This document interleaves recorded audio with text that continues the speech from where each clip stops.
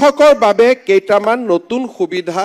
যিটো পৰম্পৰাগত সুবিধা নহয় কেইটামান নতুন সুবিধাও বৰ্তমান গঢ় লৈ উঠিছে এটা হৈছে আলু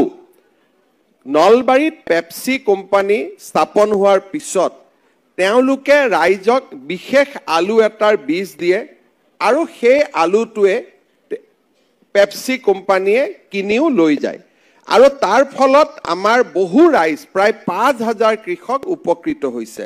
মই আমাৰ ৰাণী চাপৰি ৰাইজক অনুৰোধ কৰিম যে আপোনালোকে বজাৰত আলুৰ দাম কিমান পায় আৰু পেপসি কোম্পানীয়ে আলুৰ কিমান দাম দিয়ে এটা বিশ্লেষণ কৰি চালে যদি আপোনালোকে দেখা পায় যে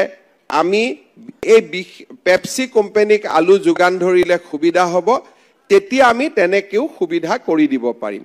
আমাৰ ৰাজ্যত আগতে ধান চৰকাৰে নিকিনিছিলে সৰিয়হ চৰকাৰে নিকিনিছিলে এতিয়া আমাৰ ধান আৰু সৰিয়হো আমি কিনাৰ বাবে ব্যৱস্থা কৰিছো ইয়াৰ উপৰিও আমাৰ ৰাজ্য চৰকাৰে প্ৰত্যেকটো ব্লকতে এটা আমি মেকানাইজ ফাৰ্মিঙৰ আমি এটা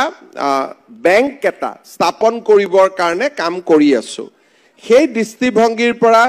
মৰণা মাৰা যন্ত্ৰৰ পৰা আৰম্ভ কৰি ডাঙৰ ডাঙৰ আমাৰ বিভিন্ন ধৰণৰ যন্ত্ৰ যোগান ধৰা যায় এই ক্ষেত্ৰতো ৰাণী চাপৰি কৃষকসকলে বিচাৰিলে আমি সেই ক্ষেত্ৰতো সহায় কৰি দিব পাৰিম ৰাণী চাপৰিত ৰবি শস্যৰ সময়ত পানীৰ অভাৱ হয় যেহেতু এতিয়া আমাৰ ইলেক্ট্ৰিচিটি আহিব গতিকে আপোনালোকক আমি আৰু ডিপ টিউবেল বা আমি পানী যোগান ধৰাৰ কাৰণে ব্যৱস্থা কৰি দিব পাৰিম এবাৰ ইলেক্ট্ৰিচিটি অহাৰ পিছত আপোনালোকে যিমানটা আৰু নতুনকৈ